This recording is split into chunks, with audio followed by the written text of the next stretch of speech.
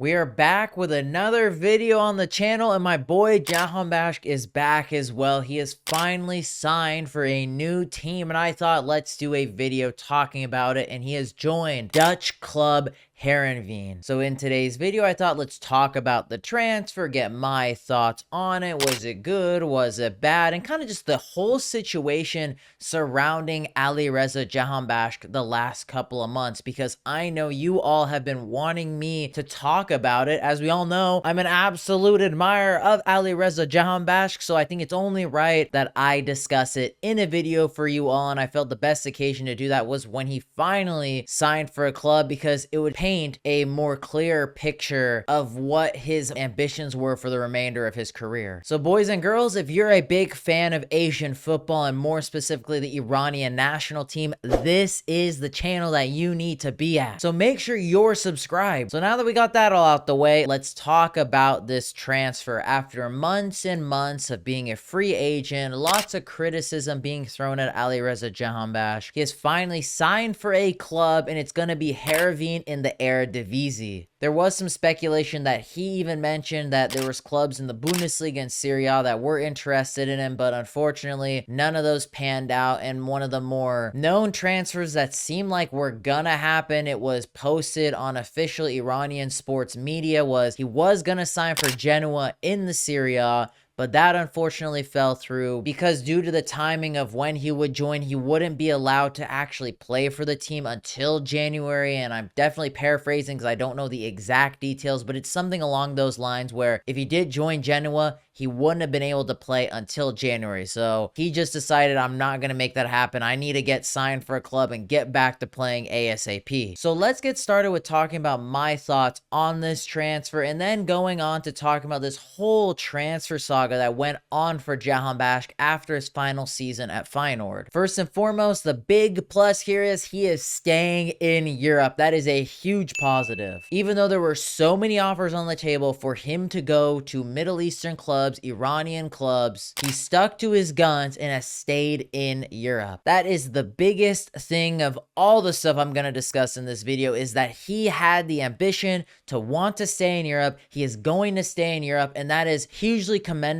Even though the chips were stacked against him, it didn't look like a European offer was gonna pan out for him. There was rumors from Besiktas, Genoa, other clubs across Europe that just kept falling out. It didn't seem like it was gonna happen, but he made it finally happen. And that is the type of leader that you want leading your national team, in my opinion. No bias whatsoever. This shows that Jahonbkhsh still has that ambition, even though he is in his 30s. He's hitting that latter stage of his career. He wants to still be in Europe to be that inspiration for Iranian football and keep trying to make waves little by little, and keep trying to build stepping stones for other Iranian footballers to be ambitious and to try to go to Europe. And that's what you want to see from these type of players, unlike that certain horse guy that we talked about in this video. Moving on to talking about Heerenveen, I'm not going to act like I'm an expert about this team one bit. I have that surface level knowledge that you all have, probably looking on FootMob and seeing what's their team like, where are they in the standings, and they are one of the bottom feeder teams in the Eredivisie, but I actually think that could be a good thing for Jahonbkhsh. Previously, he played for Feyenoord, who are one of the best teams, if not the best team in the Eredivisie. And when you play for the best team, they want to try to stay on top, so there was a lot of changing and new players being brought in to bolster their team as they were playing in the Champions League now, playing in higher caliber competitions. So joining a lesser team in the Eredivisie, I think would benefit him, because there's a good chance he'll get a lot more playing time, because he's a very accomplished player that has been successful in this league, has been to 3 World Cups, is the captain for the Iranian national team. So that's the type of leadership I would think and assume that Heerenveen are wanting to have in those attacking positions. As well, offensively, they don't look that fantastic. They have seen some production production in the wing position, but definitely having a guy like Jahanbakhsh that has been there, won golden boots in this league, has won titles in this league, is invaluable for a team that might be fighting relegation. So I wouldn't be surprised, due to him playing for a lesser team in the Dutch league, that he will get a lot of game time once he is fully 90 minutes match fit. And we're already seeing how much trust head coach Robin van Persie has for Jahanbakhsh, as he has already started him in their last 3 matches. And during those starts, Heerenveen has won 2 of the games, which includes a huge win over league leaders PSV, which, by the way, is the first time they have beaten them since all the way back in 2017. And the previous time they did face off, PSV won 8-0. This has been the best stretch of performances the club has had this season, and by no coincidence, it has been since Alireza Jahanbakhsh has come into the squad and has been performing very, very well for them. And for the final thing, he's being coached by Premier League legend, arguably one of the greatest attackers in Dutch national team history and in Premier League history, Robin van Persie. Yes, he might not be one of the top managers currently around Europe. He's currently building up his resume for one of the lower tier teams in the Dutch league, but being coached under him, a guy that has done it all, has won golden boots, has won Premier League titles, is invaluable for a guy like Jahanbakhsh. Yes, he's not a striker, but he is an offensive player. To learn under him, to work under him, I think that's massive. And we've already seen Robin van Persie has such high praise for Alireza Jahanbakhsh, as you see in this quote in one of his interviews recently where he talked about him. So it seems like things are going really well, and to work under a guy that has done it at the very highest level, I think is going to be huge and good experience for Jahanbakhsh to not only have for himself, but to bestow upon other Team Melli players, mainly those youngsters that might look up to a guy like Jahanbakhsh and may ask him those questions. How do I play at the highest level? How do I win golden boots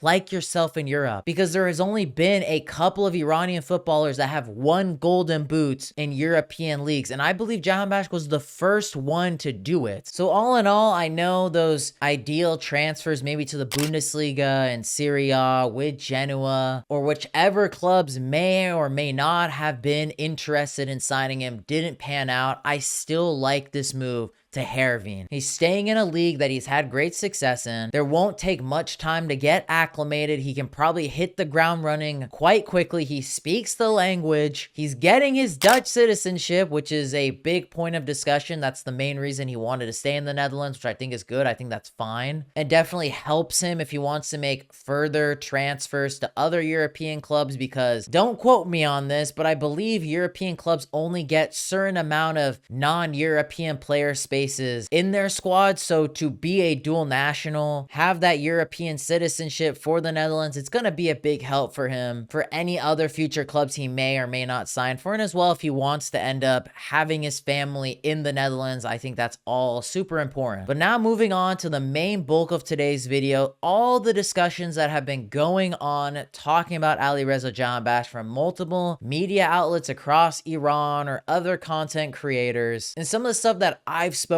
about in previous videos about him. And that even includes your guys' comments when you guys talk to me about him. Near the end of last season, we all knew that it was going to be his last year at Feyenoord. He played in the Asian Cup, didn't start off that tournament well, but really pulled it together at the end in the bigger games against Japan, Qatar. And it was super commendable and shown that he is that type of leader that the national team needs. And he clearly has that ambition to play at a high level, to be one of those main guys for Iranian football. And then once that campaign concluded, he closed out his season with Feyenoord. Things went pretty decently well. He came out and said he has offers on the table from other European clubs in the Bundesliga, Serie A, so he wants to still stay in Europe. He doesn't have any plans to go anywhere else. He wants to still play at the top level. Then months ticked by as he was a free agent during this summer transfer window. Things weren't panning out for him. There weren't really any any concrete rumors of clubs that were actually going to be signing him, just loose stuff that were posted across social media. And then the season started and he was still a free agent with fellow Iranian Saman Qudus, but he eventually just went to the UAE, where I did do a video discussing that transfer. But Jahanbakhsh was the one big player for the national team that still was a free agent. And there was a lot of concern, like, what is going on? He's not signing for any clubs. Does he have any actual offers on the table? He was declining offers from teams in Iran, in the Middle East, because he wanted to stay in Europe. But it was like, where are you going to? Are there actual offers for you to still play in Europe? And people were getting on his back about it. And not only that, because he was still getting called up to the national team and still starting for the national team. And a lot of people were not happy about that. And that is even with me included. I mentioned that in my previous videos. But the thing is, the hate shouldn't be going towards Jahanbakhsh. Think about it if you were in his shoes. He's not the one that makes the decisions for the squad selections, for the lineups. That is Amir Qalenoui. If you were in his position, if your head coach is going to be like, hey, I'm going to have you start this game, captain this game, you're not just going to tell him, no, f